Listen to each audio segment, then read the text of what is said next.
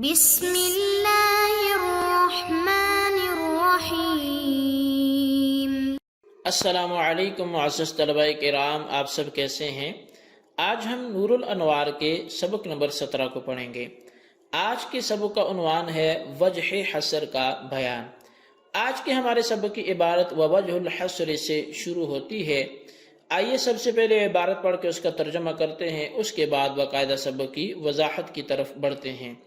مصنف علیہ رحمہ لکھتے ہیں ووجہ الحصر فی ہذہ الاربع،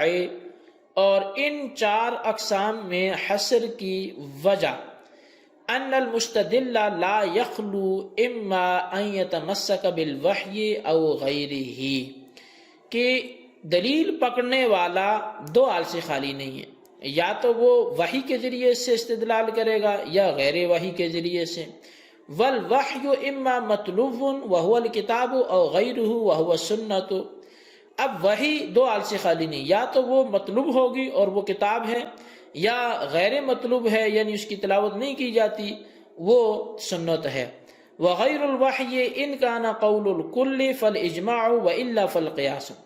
اور غیر وحی پھر دو حال سے خالی نہیں ہے، یا تو وہ تمام مجتہدین کا قول ہوگا تو پس وہ اجماع ہے،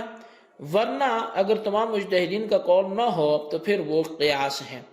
وَأَمَّا الشَّرَائِعُ مِن قَبْلِنَا فَمُلْحِقَةٌ بِالْكِتَابِ وَالسُّنَّةِ، اور بہرحال ہم سے پہلے کی جو شریعتیں ہیں وہ کتاب اور سنت سے ملنے والی ہیں۔ وَتَعَامُلِ النَّاسِ مُلْحِقٌ بِالْإِجْمَاعِ،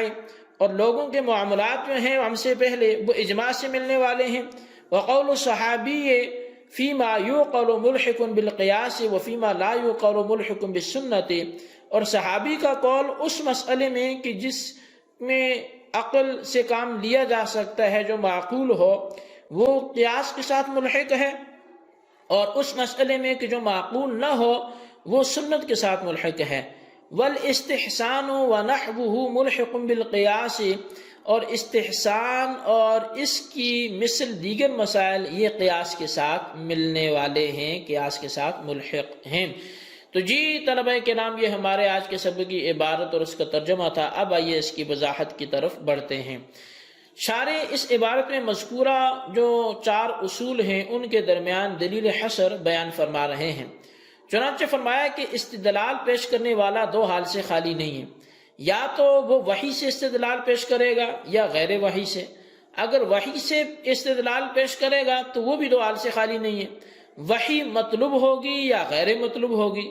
اگر وحی مطلوب ہے تو اس کو کتاب اللہ کہیں گے، اور اگر غیر مطلوب ہے تو وہ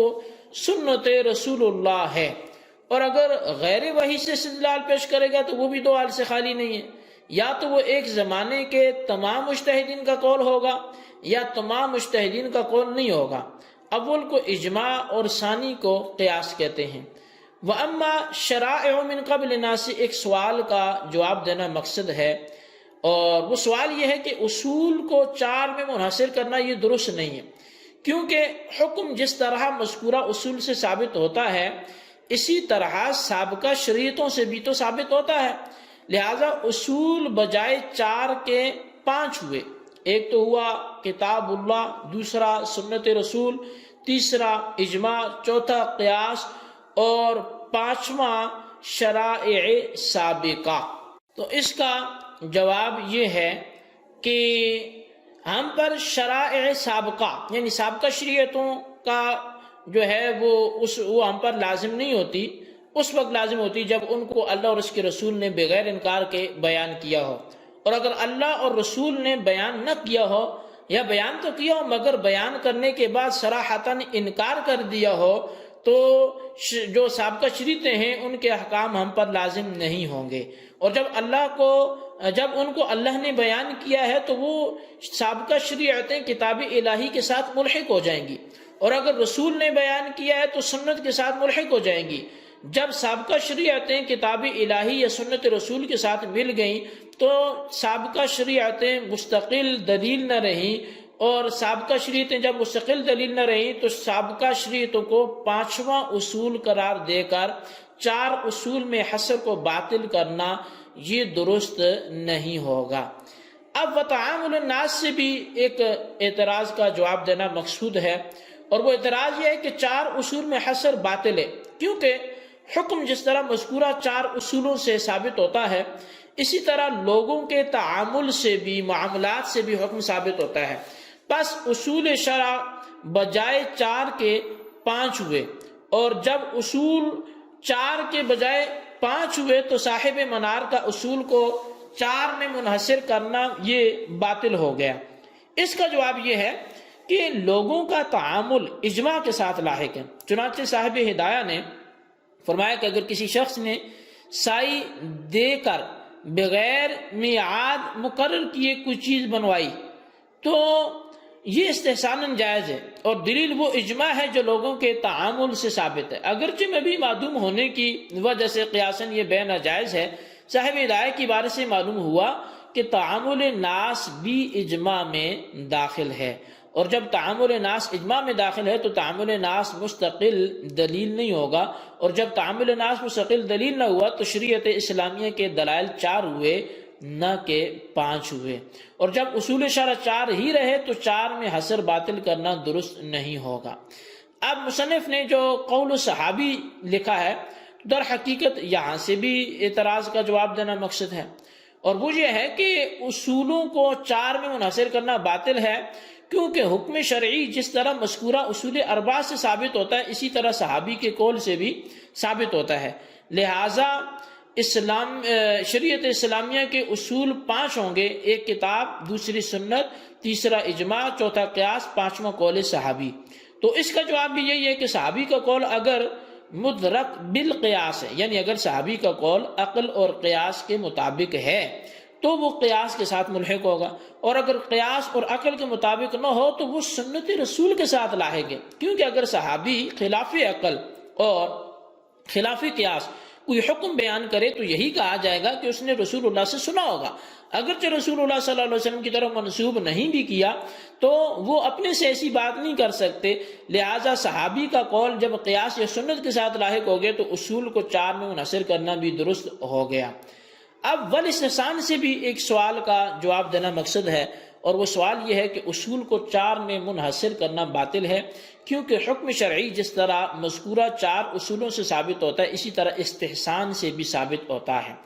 استحسان یہ وہ قیاس خفی ہے جو قیاس ظاہر کے معارض ہو۔ مثال کے طور پہ ہم نے کہا کہ جو سبا طیور کا جھوٹا ہے وہ پانی پاک ہے، حالانکہ قیاس جلی اس بات کا تقاضا کرتا ہے کہ ایسے جو چیر پھاڑ کرنے والے پرندے ہیں ان کا جھوٹا پانی جو ہے وہ ناپاک ہو، کیونکہ اس کا گوشت حرام اور نجس ہے، اور جو اس کا جھوٹا ہے وہ بھی گوشت ہی سے پیدا ہوتا ہے، پس جب جو ان کا گوشت حرام ہے اور نجس ہے تو اس کا جھوٹا بھی حرام اور نجس ہونا چاہیے تھا، جیسا کہ درندوں کے گوشت کے ناپاک ہونے کی وجہ سے ان کا جھوٹا بھی ناپاک ہوتا ہے۔ لیکن قیاس جلی کو چھوڑ کر استحساناً جو ان کا جھوٹا پانی پاک قرار دیا گیا ہے، اور یہاں استحساناً قیاس خفی جو ہے وہ یہ ہے کہ پرندے چونچ سے کھاتے ہیں، اور پرندے کی چونچ چونکہ ہڈی ہے اس لیے وہ پاک ہے، پرندہ زندہ ہو یا مردہ ہو اب اس کی وہ ہڈی کیا ہے وہ پاک ہے، اور پاک چیز کے ساتھ ملنے کی وجہ سے پانی ناپاک نہیں ہوتا، لہٰذا ان کا جھوٹا پانی ناپاک نہیں ہوگا۔ بہرحال یہ کہ جو قیاس خفی ہے یعنی استحسان ہے یہ بھی ایک حجت شرعی ہے، اور جب استحسان حجت شرعی ہے تو اصول شرع 5 ہوئے، اور جب اصول شرع 5 ہوئے تو ان کو 4 میں منحصر کرنا درست نہیں ہوگا۔ تو اس کا جواب یہ ہے کہ استحسان قیاس کے ساتھ لاحق ہے، کیونکہ استحسان قیاس خفی کا دوسرا نام ہے، پس جب استحسان قیاس کے ساتھ ملحق ہے تو اصول شرع کو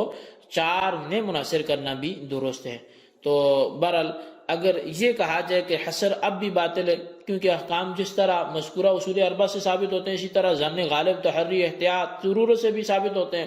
تو اس کا جواب یہ ہوگا کہ ظن غالب تحری کے حکم میں ہے، اور تحری قیاس میں داخل ہے، اور احتیاط سنت میں داخل ہے، کیونکہ رسول اللہ صلی اللہ علیہ وسلم نے فرمایا کہ دع ما یریبک الی ما لا یریبک، یعنی احتیاطاً مشکوک چیزوں کو چھوڑ کر غیر مشکوک چیزوں کو اختیار کرو، اور ضرورت کتاب اللہ میں داخل ہے، کیونکہ اللہ جل شانہ نے ارشاد فرمایا ما جعل علیکم فی الدین من حرج، یعنی تم پر دین کے معاملہ میں کوئی حرج نہیں رکھا۔ بس جب یہ چیزیں اصول 4 میں داخل ہیں تو اصول کو 4 میں منحصر کرنا باطل نہیں ہوگا بلکہ درست ہوگا۔ تو جی یہ کافی ایسی باتیں تھیں، تقریباً ایک یہ اعتراض بار بار ہو رہا تھا، مختلف اینگل سے ہو رہا تھا، تو اس کے امید ہے کہ جوابات کنفرم ہو گئے ہوں گے۔ تو یہ بات کرنا کہ 4 میں منحصر کرنا درست نہیں ہے، تو اس کا اچھا خاصا رد کیا گیا۔ آپ اس کے خلاصے کو اپنے رجسٹر پہ نوٹ کریں،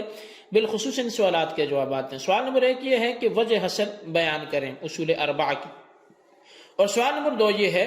کہ صحابی اگر کوئی بات کہتا ہے اور اس سے حکم ثابت ہوتا ہے تو یہ ان 4 اصولوں میں سے تو نہیں ہے، تو پھر یہ 5واں اصول ہوگا۔ اس کا جواب عنایت فرمائے۔ اللہ تبارک و تعالیٰ سے دعا ہے جو کچھ ہم نے سنا اسے یاد رکھنے کی توفیق نصیب فرمائے، آمین بجاہ النبی الامین صلی اللہ علیہ وسلم۔